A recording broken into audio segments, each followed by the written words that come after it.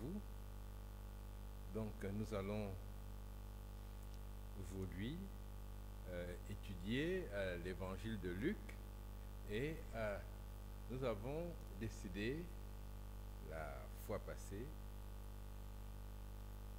de faire une étude simple, élémentaire de la parole de Dieu, en sorte que nous puissions avancer avec un jeune converti dans l'étude de la Bible, et une étude qui ne consiste pas simplement à lire plusieurs chapitres de la Bible, mais à s'efforcer de les comprendre et de bien méditer ce que nous avons lu. Et je dis encore que en matière de connaissance de la parole de Dieu, la profondeur vaut plus que la superficie. C'est-à-dire, apprendre une chose en profondeur est plus importante que d'apprendre beaucoup de choses et avoir une idée vague de tout. Et en réalité, chaque fois que nous allons apprendre un texte en profondeur, nous verrons qu'il est relié à beaucoup d'autres textes et nous aurons envie de façon naturelle d'aller lire ces autres textes-là. C'est-à-dire à partir du texte initial que nous avons pris et dans lequel nous sommes clairement plongés. C'est pour cela que la Bible ne parle pas de lire la parole de Dieu, mais de méditer la parole de Dieu. C'est-à-dire que celui qui lit la parole de Dieu, évidemment, il la lit dans un esprit de prière, mais il la lit avec un cerveau actif. C'est d'ailleurs pour cela qu'il est recommandé d'étudier la Bible lorsque nous ne sommes pas très fatigués. Ce n'est pas au moment où nos facultés mentales nous abandonnent que nous allons prendre la Bible et nous mettre à la lire comme un robot. Là, nous sommes en train de remplir une sorte de devoir religieux qui correspond à une attitude purement légaliste, c'est-à-dire Dieu va voir que j'ai lu et il sera content de moi, ce qui est faux parce que Dieu veut avant tout une relation avec moi. Et cette relation-là, je peux y parvenir en me plongeant dans sa parole, parce que la parole de Dieu nous révèle Dieu. La Bible dit au commencement était la parole. Cette parole, c'est Jésus-Christ, et il s'est révélé à nous par sa parole que nous avons aujourd'hui et qui est d'une importance capitale. Rien ne peut remplacer la Bible.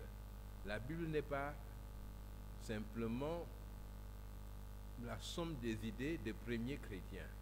La Bible, c'est la parole de Dieu qui a été révélée par le Saint-Esprit, et c'est une parole qui demeure éternellement. Dans le premier chapitre de l'évangile de Luc, nous avons vu Zacharie, qui est donc le père de Jean-Baptiste. L'ange a parlé à Zacharie, il a parlé à Marie aussi, et dans ce premier chapitre, nous voyons la naissance de Jean-Baptiste aussi, et Zacharie prophétise et il annonce le Messie, c'est-à-dire il annonce la venue de Jésus-Christ, et il présente son fils comme étant le précurseur, c'est-à-dire celui qui viendra être le prophète qui parle de Jésus qui va venir. Et toutes ces choses-là étaient faites selon les prophéties de l'Ancien Testament qui parlaient de Jésus et qui disaient qu'avant Jésus-Christ viendrait quelqu'un avec la puissance, l'esprit d'Élie, quelqu'un qui marcherait, qui marcherait devant Jésus-Christ, c'est-à-dire qu'il l'annoncerait partout pour dire voilà il arrive et Jean-Baptiste va faire ce travail-là. Maintenant, le second chapitre nous parle de la naissance de Jésus et nous parle des confirmations que Jésus est effectivement le Messie. Et c'est une chose très très importante pour les évangiles de dire que ce Jésus dont nous vous parlons, c'est le Jésus qui a été annoncé dans l'Ancien Testament, mais aussi de dire que quand il est venu au monde, il y a eu des choses surnaturelles, il y a eu des confirmations que c'était effectivement lui.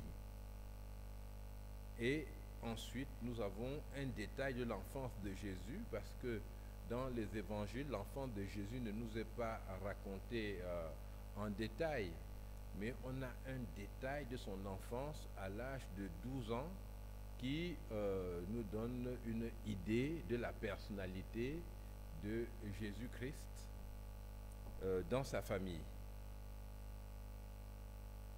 Voilà, donc nous allons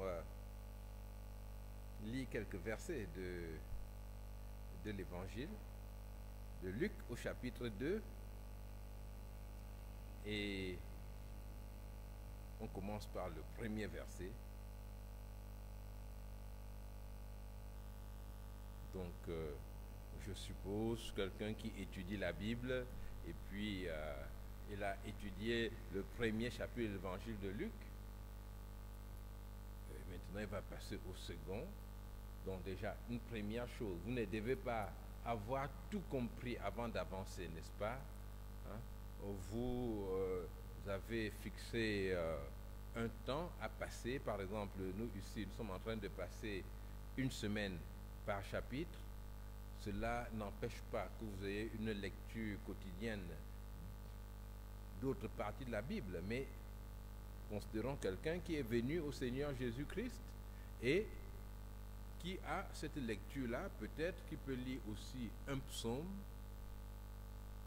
par jour, ou un ou deux psaumes, et maintenant réfléchir sur les questions qu'il rencontre dans ces chapitres, et bien souvent les réponses, il va les trouver encore dans la Bible.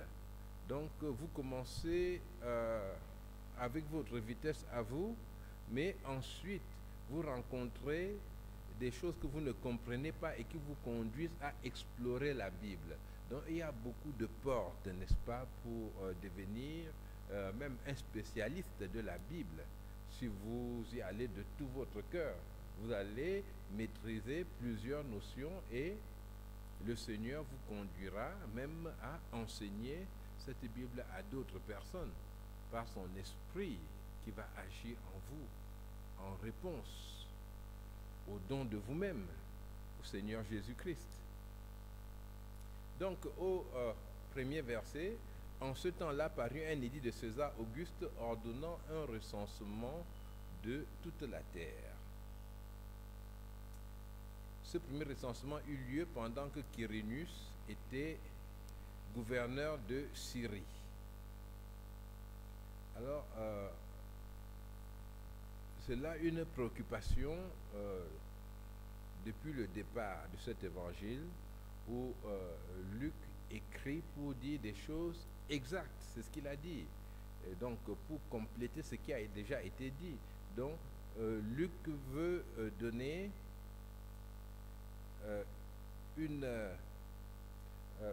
des dates historiques précises aux événements. Donc il dit, voilà, ça s'est passé à tel moment.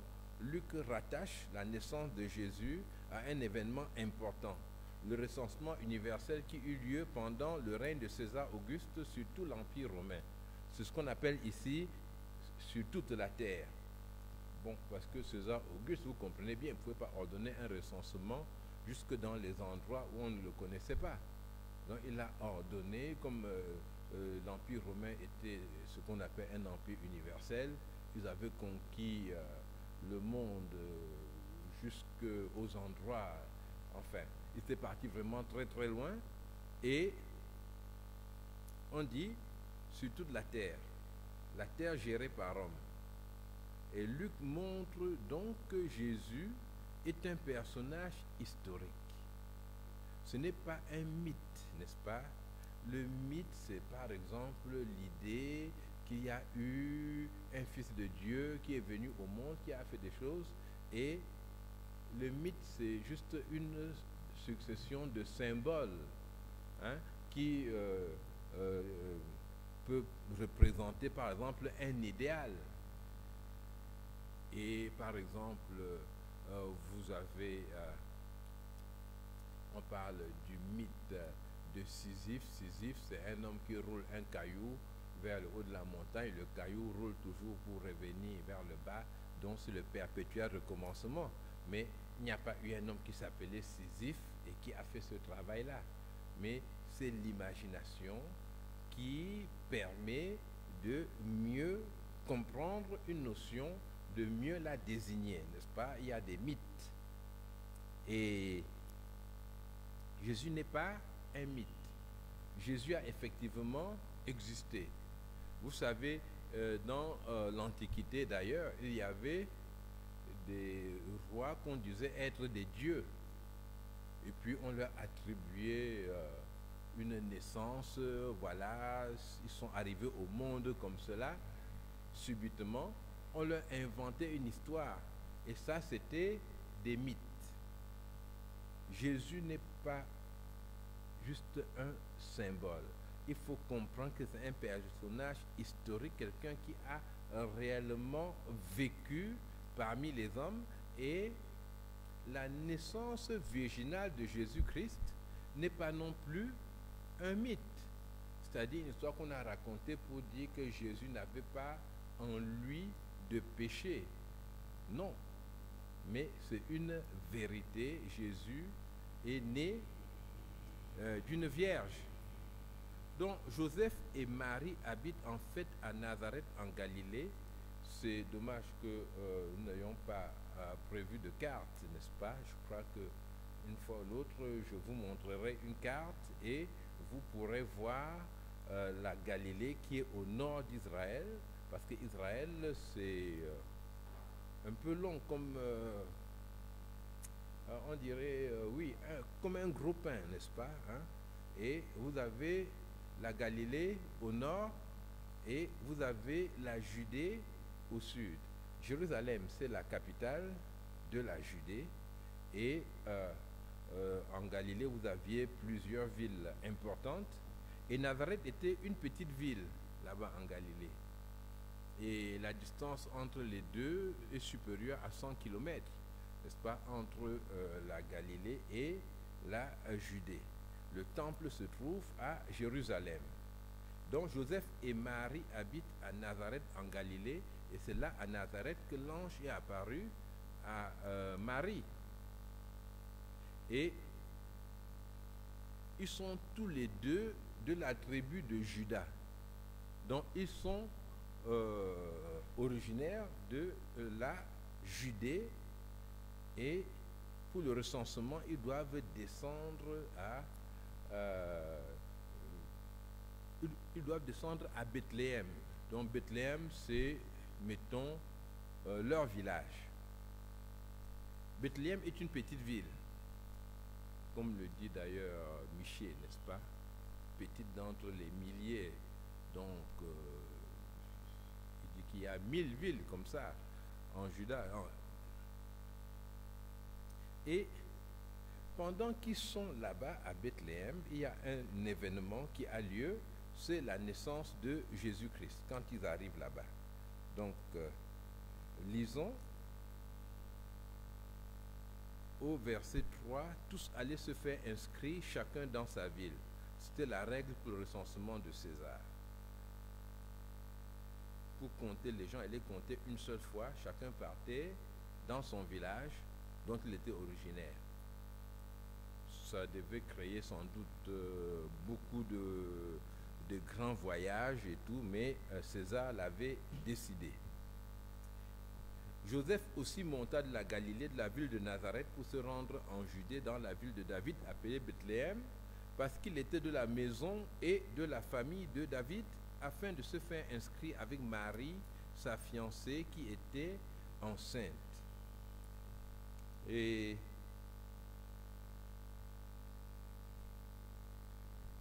je pense qu'ici, c'est important de dire 2 mots sur ce couple de Joseph et Marie.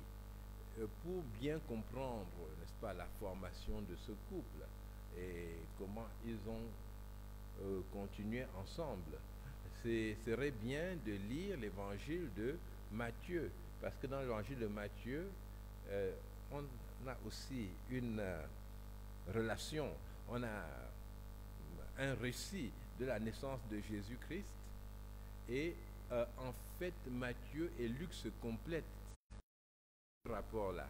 Donc quand vous lisez l'évangile de Luc, par exemple, quand vous lisez l'évangile de Luc, les 3 premiers chapitres de Luc, il faut aussi lire les 3 premiers chapitres de l'évangile de Matthieu. Comme cela, vous avez une vue plus complète des choses. Et donc dans l'évangile de Matthieu, on voit que Joseph, qui était donc le fiancé de Marie, ayant vu que Marie était enceinte, envisageait de se séparer discrètement de Marie. Et l'ange lui est apparu et lui a dit non, prends ta femme Marie, parce que l'enfant qu'elle a, eh bien, c'est le Fils de Dieu. Et Joseph a eu la conviction que la grossesse de Marie venait d'une opération du Saint-Esprit, et Joseph a pris sa femme Marie avec lui. Donc, encore une fois, pour tous ceux qui regardaient de l'extérieur, c'était des gens qui s'étaient mis ensemble et puis qui avaient fait un enfant, mais pour Joseph et Marie, ils savaient très bien d'où venait cet enfant. Et certains ont pensé que cela leur donnait le droit aussi de vivre avec leur fiancé et puis de faire un enfant sans être mariés, ou bien de coucher ensemble sans être passé par le mariage. Mais c'est faux. Et parce que même si nous n'avons pas un récit clair du mariage de Joseph et de Marie, mais Joseph a pris Marie et il a décidé de la prendre chez lui. Donc il y a eu effectivement un mariage entre eux. Et bon, ici, on dit fiancé. Luc dit fiancé, pourquoi? Mais sans doute parce que Marie et Joseph, même si pour ceux qui les regardaient étaient mariés, eh bien, Marie et Joseph ne formaient pas une seule chair au sens du mariage que Dieu a institué, puisque les deux n'avaient pas eu de relation sexuelle, de relation physique. Il n'y avait pas eu de rapport intime entre les deux. Donc, pour Luc ici, Marie reste la fiancée de Joseph. Même si pour les personnes qui les entouraient, Marie était la femme de Joseph. Donc, il ne faudrait pas que la vie de personnes aussi saintes que Marie et Joseph puisse être un motif pour les libertins pour se livrer à l'impudicité. Non, il n'y a rien de semblable ici. Et pendant qu'ils étaient là, pendant qu'ils étaient à Bethléem, puisque c'est là-bas que Jésus naît, eh bien, pendant qu'ils étaient là,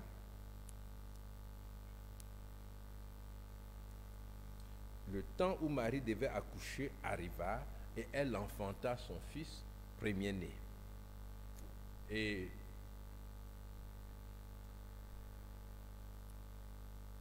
Luc parle du fils premier-né.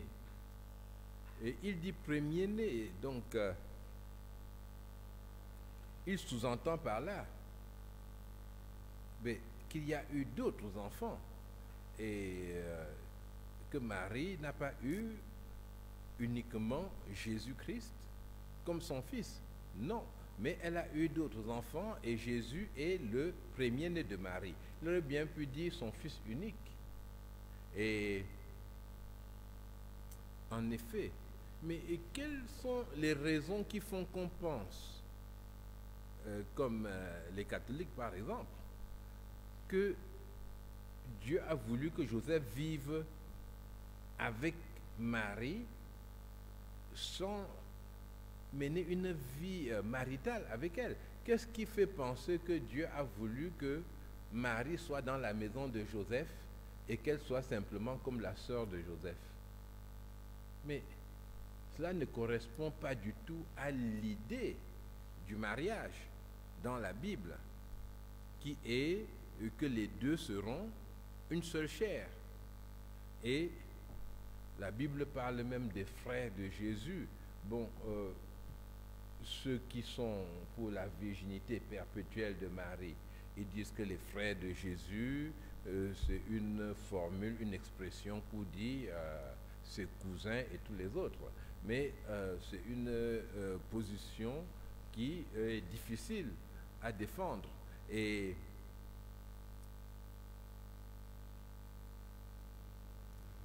la réalité, c'est que les hommes ont eu à un moment donné un désir, n'est-ce pas, dans l'histoire chrétienne, ils ont eu un désir de remplacer des divinités du paganisme par des non-chrétiens. Hein, et ils ont créé la notion de la déesse du ciel qui existait déjà chez les païens, et même dans le livre de Jérémie, on voit cette déesse du ciel, mais cette reine du ciel, et ils ont érigé Marie, n'est-ce pas, en une femme qui a toujours été vierge, qui a vécu sans péché, alors que la Bible présente Marie comme une sainte femme qui aime le Seigneur, mais qui a vécu une vie ordinaire. D'ailleurs, nous verrons que Luc prend un grand soin du personnage de Marie et il en parle avec beaucoup de respect et dans des termes qui suscitent l'admiration. Mais Marie est effectivement la femme de Joseph.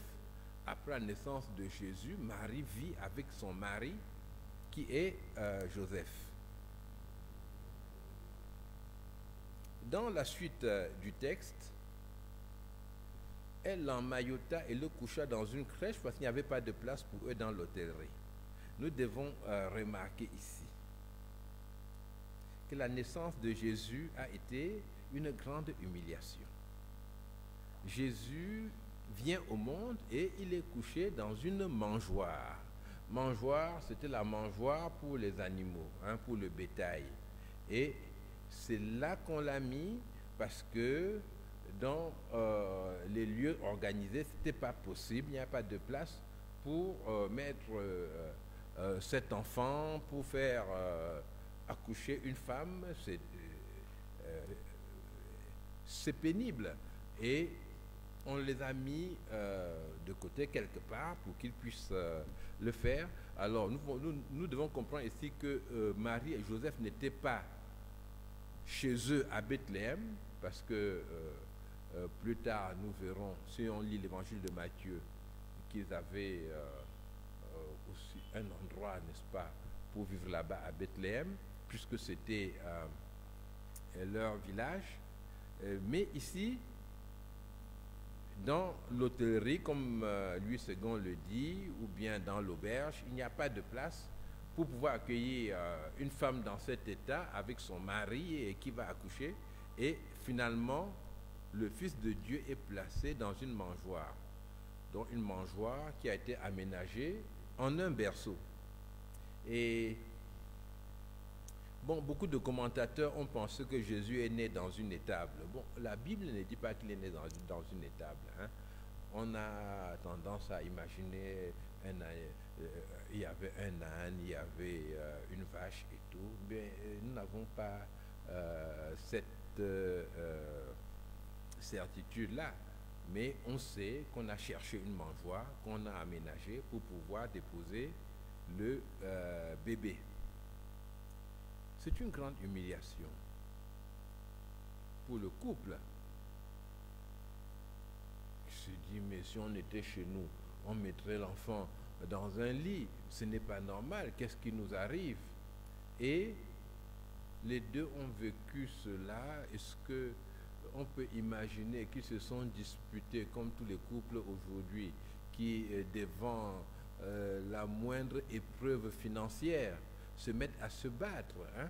Voilà, c'est toi, si tu avais pris de l'argent, hein, si tu gagnais bien ta vie, est-ce qu'on serait dans cette situation ici? Non. Les deux ont traversé cela comme des personnes qui connaissaient le Seigneur.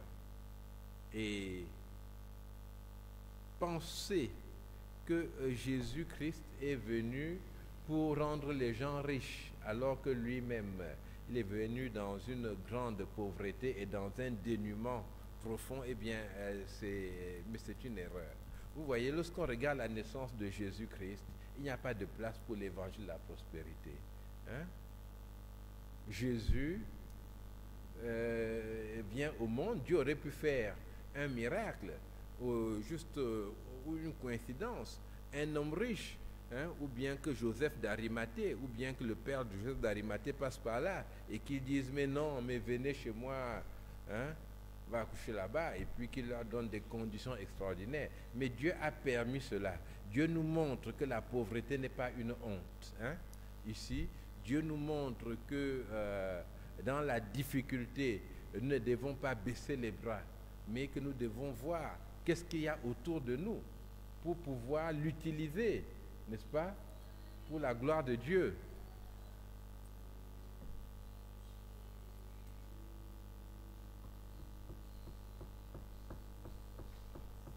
Donc, là,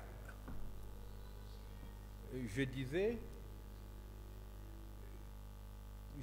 que Dieu nous montre que, je le répète, Dieu nous montre que la pauvreté n'est pas du tout une honte. Il nous montre que dans la difficulté financière, nous devons faire tout ce que nous pouvons, n'est-ce pas, pour réussir à traverser la situation. Et l'enfant est dans une mangeoire, la mangeoire a été aménagée et l'enfant est emmailloté et il est couché là-dedans. Voilà, ça va aller. Je voudrais en profiter pour vous demander, vous dans vos situations de misère, est-ce que vous acceptez de vous débrouiller comme ça, hein? Est-ce que vous acceptez, par exemple, parce qu'on ne peut pas avoir un lit, eh bien de dormir sur un matelas au sol, et vous le faites en pleurant ou bien vous le faites en remerciant le Seigneur pour le matelas qu'on a eu? Les chrétiens sont parfois extrêmement exigeants, n'est-ce pas? Et ils se disent, parce que je cru en Dieu, je dois avoir les plus belles conditions de confort. Mais c'est faux. Alors, dans la suite du texte que nous allons lire, nous voyons maintenant les premières personnes à qui sera annoncée la naissance de Jésus-Christ. Et là encore, c'est vraiment étonnant. C'est au verset 8. Il y avait dans cette même contrée des bergers qui passaient dans les champs les veilles de la nuit pour garder leurs troupeaux. Alors je vous assure, ça c'est quelque chose de formidable, d'incroyable. Mais ces bergers-là, ils n'étaient pas propriétaires de leurs troupeaux. les bergers gardaient des troupeaux qui appartenaient à des personnes importantes, à des personnes riches. Par exemple, David, lui, était berger, il gardait les troupeaux de son père. Mais, et voici un ange du Seigneur leur apparut, et la gloire du Seigneur resplendit autour d'eux. Ils furent saisis d'une grande frayeur. Mais l'ange leur dit, ne craignez point, car je vous annonce une bonne nouvelle qui sera pour tout le peuple le sujet d'une grande joie. C'est qu'aujourd'hui dans la ville de David, il vous est né un sauveur qui est le Christ le Seigneur. Et voici à quel signe vous le reconnaîtrez. Vous trouverez un enfant emmailloté et couché dans une mangeoire. Alors, on peut se demander, mais pourquoi Dieu le fait avec des bergers? Si Dieu le faisait avec des princes, avec des gens comme Hérode, avec des personnalités, on dirait oui, c'était important, mais Dieu nous montre dès la naissance de Jésus-Christ l'intérêt qu'il a pour les personnes pauvres et qui ont devant lui la même valeur que les plus riches. Et Jésus naît et ce sont les pauvres qui vont le savoir les premiers. Nous insistons là-dessus encore pour dire que la richesse ne nous qualifie en rien pour le service de Dieu. Et il y a un texte dans la Bible qui dit heureux les pauvres, et il y a un qui dit les pauvres en esprit, et beaucoup de gens ont essayé de faire partie, d'enlever le texte heureux les pauvres, de le refuser, de le rejeter. Mais c'est ce que Jésus dit vraiment. Heureux les pauvres. Oui, le royaume des cieux est à eux. Et voilà ce qui se passe à la naissance de Jésus-Christ. La pauvreté n'est pas pour le chrétien un idéal, une position à laquelle il doit accéder. La pauvreté est une situation difficile à laquelle nous ne devons pas aspirer. Mais nous devons reconnaître que c'est une situation dans laquelle nous restons capables de servir Dieu et ne pas voir notre valeur comme étant liée à notre situation. Le pauvre a autant de valeur que le riche. Et donc le pauvre ne devrait pas se dégrader à ses propres yeux. Évidemment, il doit lutter, se battre pour manger à sa faim. Et d'ailleurs, nous appelons les bergers des pauvres. Mais pour les bergers, ils n'étaient pas pauvres. Ils mangeaient chaque jour, ils étaient dans les champs, ils vivaient leur vie, peut-être une vie d'ailleurs très joyeuse. Mais disons, ce n'était pas eux qui avaient le pouvoir dans la ville. Ce n'était pas eux qui avaient des belles maisons. Mais ce sont des gens qui se contentaient de ce qu'ils avaient. Et la vie chrétienne aussi, c'est une vie où Dieu nous enseigne à nous contenter de ce que nous avons et à vivre vraiment en fonction de lui. C'est-à-dire que ce soit dans l'abondance ou bien dans la difficulté, eh bien, nous devons être capables de rester attachés au Seigneur et de savoir qu'il nous aime, de savoir qu'il veut que ce plan soit accompli à travers nous pour expérimenter la dimension supérieure d'épanouissement qu'il a pour nous.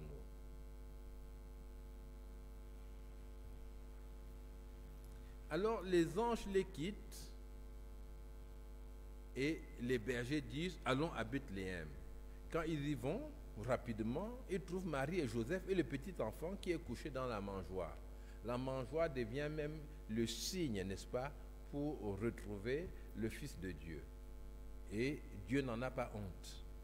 Il indique son Fils ainsi. Allez là-bas, là où il y a un enfant qui est couché dans un truc qui sert à faire manger les animaux. C'est là. C'est lui le Fils de Dieu. Et les bergers, ça les embête même pas. Cela a été annoncé par les anges, c'est vrai. Et l'enfant est ensuite circoncis le 8e jour. Alors la circoncision et un commandement de Dieu. La circoncision marque l'alliance de Dieu avec Abraham. Dieu donne la circoncision à Abraham comme un signe donc de son amitié, de son accord, de son contrat, c'est-à-dire un signe que ces enfants-là lui appartiennent, que le peuple lui appartient. Et les enfants devaient être circoncis le 8e jour. Et c'est ce qui arrive aussi avec Jésus-Christ. Et c'était un signe qui était porté uniquement par les hommes, cette circoncision. Il n'y a pas de notion d'incision comme ça se fait chez les musulmans, n'est-ce pas? L'incision qui est un drame pour les femmes, mais la circoncision ne rendait personne malade, ça n'apportait aucun problème. Et Jésus subit la circoncision le 8e jour.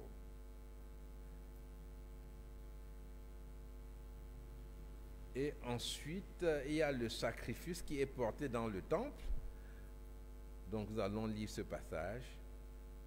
Quand le jour de leur purification fut accompli, selon la loi de Moïse, la purification, c'est que la femme qui avait donné naissance à un enfant était considérée comme impure pendant un certain nombre de jours, et après ce temps-là, l'enfant devait être présenté au temple. Et Dieu avait dit que tous les enfants premiers-nés, tous les garçons, tous les mâles premiers-nés, c'est-à-dire les mâles, que ce soit chez les animaux ou chez les hommes, tous les mâles premiers-nés étaient consacrés à Dieu. Alors si c'était des animaux, ils étaient apportés à Dieu, ils étaient donnés aux sacrificateurs. Si c'était des hommes, il fallait les racheter. Et cela rappelait que le premier-né étant considéré comme le premier produit du mariage, eh bien, de cela devait être consacré au Seigneur. Tout ce que nous avions comme prémisse, tout ce qui sort de la famille, tout ce qui provient de nos efforts, eh bien, nous devons donner la première production au Seigneur. Voilà ce que cela signifiait. Et là, Jésus est conduit au temple pour être présenté au Seigneur. Et alors, ceux qui avaient des moyens importants offraient en sacrifice ce jour-là des animaux. Enfin, comme on pouvait offrir un taureau, on pouvait offrir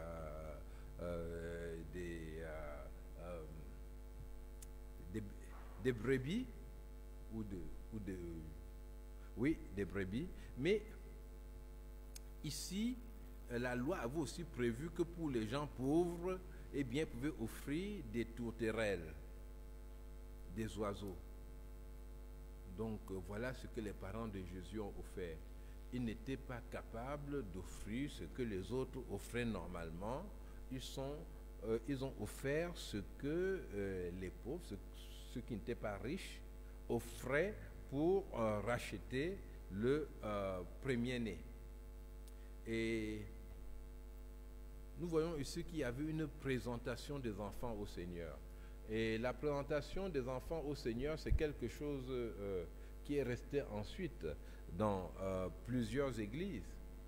Vous savez, beaucoup de jeunes enfants sont baptisés dans plusieurs religions chrétiennes, mais le baptême, en fait, s'adresse à des adultes qui ont décidé de marcher avec Jésus-Christ.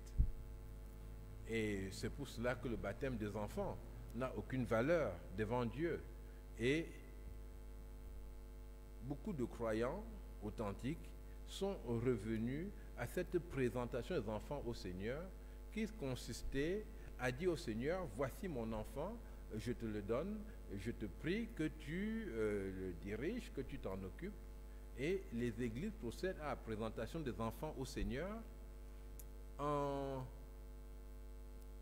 reconnaissant aussi l'engagement des parents qui présentent l'enfant à élever l'enfant selon la pensée de Dieu. Et c'est important ainsi de marquer de façon solennelle l'entrée de l'enfant dans le monde. Hein? Je veux dire, nous ne pouvons pas vivre tous les événements importants de la vie en marge de Dieu. Donc nous présentons l'enfant à Dieu. C'est normal que ça devienne un rite. Et chaque événement important de notre vie, nous nous efforçons de le vivre avec le Seigneur. Et donc, les bergers ont reçu cette annonce-là, le Fils de Dieu est né. Et ils sont allés le voir. Maintenant, quand Jésus va dans le temple avec ses parents, nous avons des personnes dans le temple qui vont elles aussi, ces personnes-là, reconnaître que Jésus est le sauveur d'Israël.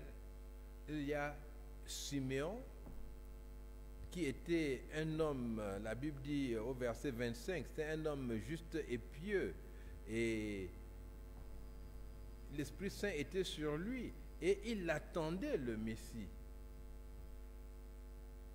L'Esprit de Dieu avait préparé plusieurs personnes qui attendaient la venue de Jésus-Christ. Et il avait été divinement averti par le Saint-Esprit qu'il ne mourrait point avant d'avoir vu le Christ du Seigneur. Il vint au temple poussé par l'Esprit. Et il prend l'enfant dans ses bras, il bénit Dieu et il dit: maintenant, Seigneur, tu laisses ton serviteur s'en aller en paix selon ta parole, car mes yeux ont vu ton salut, salut que tu as préparé devant tous les peuples, lumière pour éclairer les nations et gloire d'Israël, ton peuple. Simeon a la révélation que Jésus-Christ est aussi le sauveur du monde. Et son père et sa mère étant dans l'admiration des choses qu'on disait de lui. Il y a aussi Anne, une prophétesse, qui est dans le temple et qui elle aussi glorifie Dieu, elle le loue parce que elle voit Jésus, elle parle de Jésus à tous ceux qui attendent la délivrance de Jérusalem. Maintenant, nous avons un épisode de l'enfance de Jésus-Christ. C'est au verset 42. Lorsqu'il fut âgé de 12 ans, ils y montèrent, c'est-à-dire ils montèrent au temple à la fête de Pâques, et la plupart des Juifs allaient au temple lors de cette fête. C'était vraiment un pèlerinage, et à cette occasion-là que les Juifs chantaient aussi les cantiques qui sont appelés les cantiques de degrés, les psaumes qui sont appelés les cantiques de degrés, c'est le psaume 120 à 134 dans la Bible. Et ils sont partis avec Jésus à l'âge de 12 ans. Donc, il les a accompagnés. Donc, c'était une grande distance, et puis ils étaient nombreux sur le chemin pour aller de Nazareth jusqu'à Jérusalem. Et au moment de partir, Jésus reste à Jérusalem et les parents ne s'en rendent pas compte. Alors beaucoup se demandent, mais comment on peut partir sans son enfant? C'est pas possible. Mais nous sommes dans un cadre où l'éducation des enfants est mutualisée, c'est-à-dire que l'enfant est au milieu de ses oncles, de ses tantes. Jésus, là-bas, peut-être qu'il voit Élisabeth, la mère de Jean-Baptiste, et puis il est avec Jean-Baptiste, et ils avancent tous ensemble, et puis il y a d'autres frères, d'autres sœurs, et donc les parents sont sûrs que l'enfant est avec eux, et qu'ils sont en train de rentrer ensemble. On ne peut pas reconnaître les qualités de Marie et de Joseph et penser en même temps qu'ils sont partis sans se soucier de leur enfant. Ils ont dû dire à l'enfant: allez, on va, c'est bien, et après ils regardent et l'enfant n'est pas là, ils se disent: bon, ça va aller, on va s'arrêter. Mais croyant qu'il était avec leurs compagnons de voyage, ils firent une journée de marche et le cherchèrent parmi leurs parents et leurs connaissances. Mais ne l'ayant pas trouvé, ils retournaient à Jérusalem pour le chercher. Donc, ils ont fait une journée pour aller, ils font une autre journée pour retourner. Et c'est au bout de 3 jours qu'ils le trouvent dans le temple, tranquillement, assis au milieu des docteurs, les écoutant et les interrogeant. Bon, on imagine le soulagement, n'est-ce pas? Et tous ceux qui l'entendaient étaient frappés de son intelligence et de ses réponses. Alors les parents sont très surpris et Jésus commence à préparer ses parents à son ministère. Il leur répond: pourquoi me cherchiez-vous? Ne saviez-vous pas qu'il faut que je m'occupe des affaires de mon Père? Mais ils ne comprirent pas ce qu'il leur disait. Donc Jésus c'était véritablement un enfant. Il a vécu la vie d'un enfant. Il n'a pas dit à ses parents: attendez, je m'en vais d'abord parler avec... Mais il a fait comme un enfant. Le soir, on a dit: on part. Et puis voilà, il est en train de parler avec les autres. Et puis c'est très très intéressant. Et voilà que les parents sont partis. Mais lui, il reste là, même s'il ne voit pas ses parents.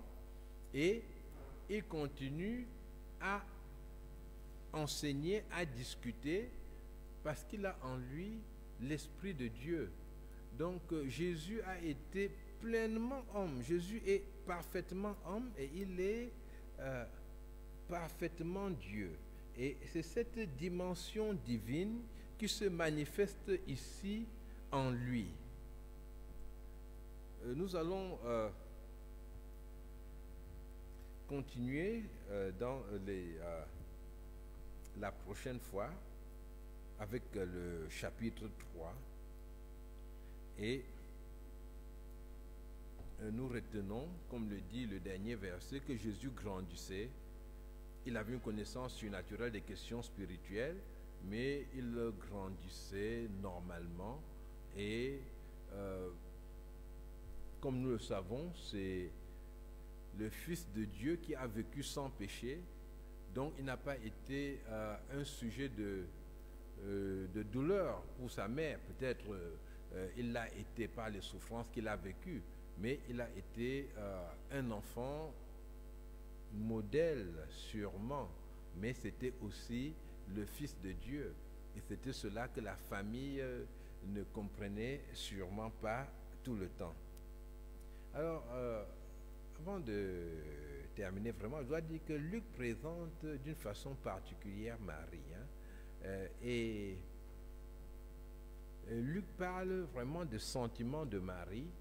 Et lorsqu'on lit l'évangile de Luc, on se rend compte qu'il a dû être au contact de Marie et qu'il a entendu le témoignage de Marie. Parce qu'au verset 19, on dit: sa mère gardait ces choses dans son cœur. Au verset 33, Luc parle de la prophétie de Simeon concernant Marie. Il est le seul qui en parle. Au verset 51 encore, il y a les parents de Jésus qui gardaient tout cela dans leur cœur. Et dans l'évangile de Jean aussi, nous voyons Marie aux noces de Cana qui a une perception spirituelle extraordinaire, qui a la révélation de ce que le ministère de son fils, ministère public, va vraiment démarrer, et qui dit même aux serviteurs: faites tout ce qu'il vous dira. Aux serviteurs qui vont, à qui je vais dire d'aller puiser de l'eau, qu'il va changer en vin. Donc Marie apparaît comme une femme de foi, une femme extraordinaire. Et c'est dommage que certains chrétiens, parce que les catholiques ont fait de Marie une déesse, eh bien, ils essayent de diminuer Marie tout le temps pour dire que c'est une personne totalement ordinaire et tout.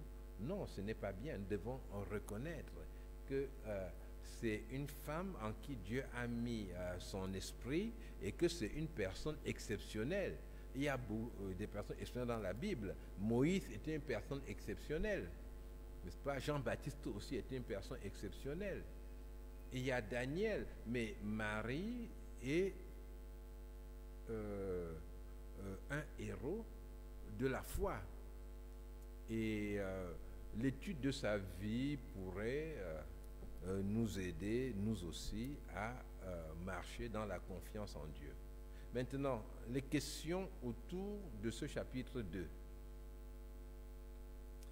Première question. Quels sont les événements qui permettent de dater la naissance de Jésus? Donc, quels sont, je répète la question, au cas où il y a des personnes qui les écrivent, mais il faut les écrire vraiment rapidement. Quels sont les événements qui permettent de dater la naissance de Jésus? Bon, si vous voulez les questions à la fin aussi, je vais vous les donner. La deuxième question, quelle est la ville de résidence de Joseph et de Marie? Quelle était leur ville de résidence? La troisième question, où est né Jésus? Où est né Jésus? Et cela était-il prévu par les prophètes? Quand on demande cela était-il prévu par les prophètes, vous ne répondez pas oui ou non. Quand vous répondez à une question, vous répondez avec les références de la Bible, s'il y en a.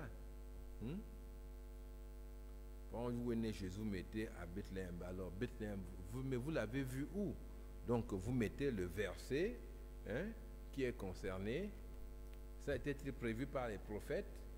Vous répondez par exemple oui, et puis vous citez une prophétie à ce sujet-là. Donc, les questions permettent une exploration de la parole de Dieu, n'est-ce pas?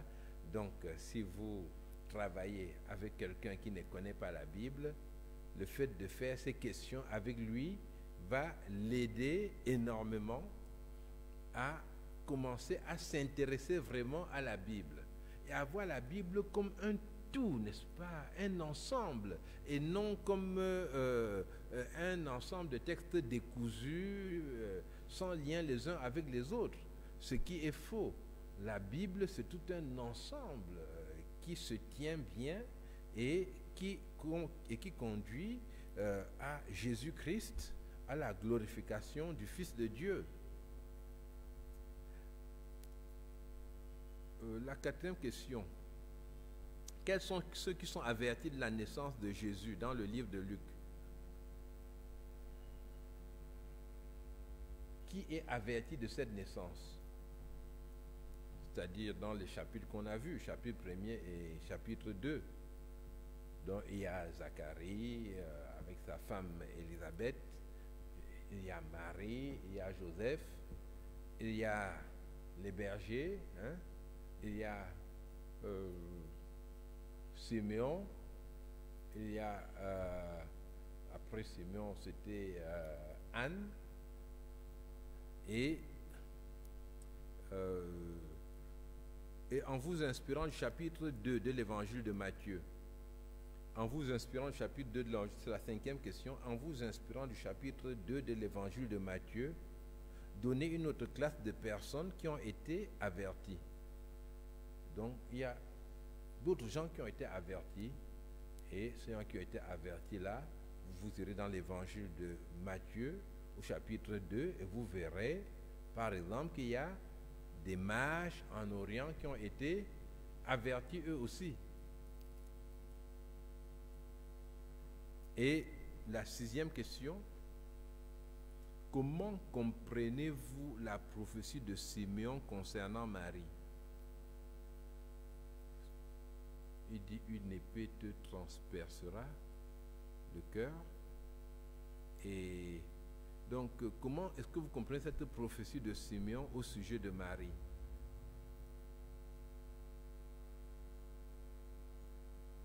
Quelle est l'épée qui lui a transpercé le cœur? afin que les pensées de beaucoup soient exposées. C'était quoi? Quelle a été la grande souffrance de Marie? Donc, c'est une question qui est facile, n'est-ce pas? Question 7. En lisant Matthieu 1, racontez l'histoire du mariage de Joseph. Bon, ça tient en quelques lignes. Hein. En lisant Matthieu au chapitre 1, racontez l'histoire du mariage de Joseph. Et enfin, la question 8, en lisant Matthieu chapitre 1 et 2, donc question 8, en lisant Matthieu chapitre 1 et 2, complétez l'histoire de l'enfance de Jésus. Parce que Matthieu aussi raconte l'enfance, mais c'est bien avant les 12 ans, c'est-à-dire la petite enfance de Jésus, mais Matthieu la raconte avec le passage en Afrique que Jésus fait. Donc, compléter l'histoire de l'enfance de Jésus en lisant Matthieu chapitre 1 et 2. Voilà, nous avons terminé avec l'étude biblique pour aujourd'hui. Que le Seigneur vous bénisse et qu'il vous donne de développer l'ensemble des thèmes que nous avons effleurés et qu'il vous encourage aussi pour vous qui suivez des chrétiens qui travaillent avec eux à suivre ces études bibliques avec eux pour qu'on avance tous ensemble, n'est-ce pas? Et ils vont développer aussi une connaissance des autres parties de la Bible. Que le Seigneur vous bénisse. Nous allons prier.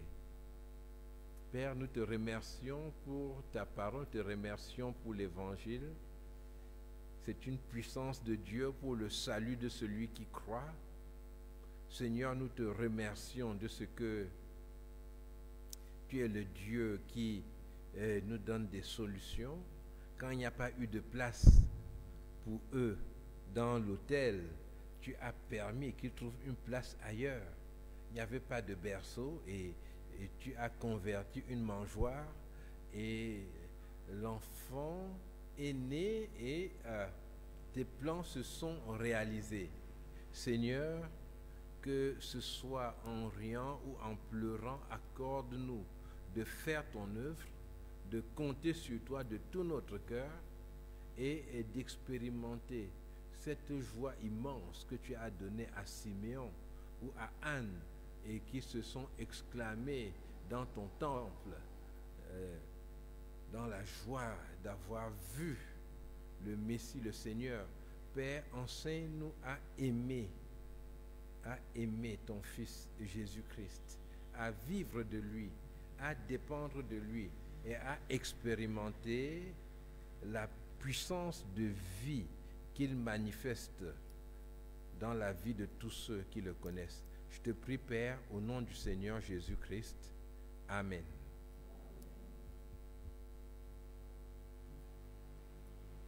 Voilà, que le Seigneur vous bénisse.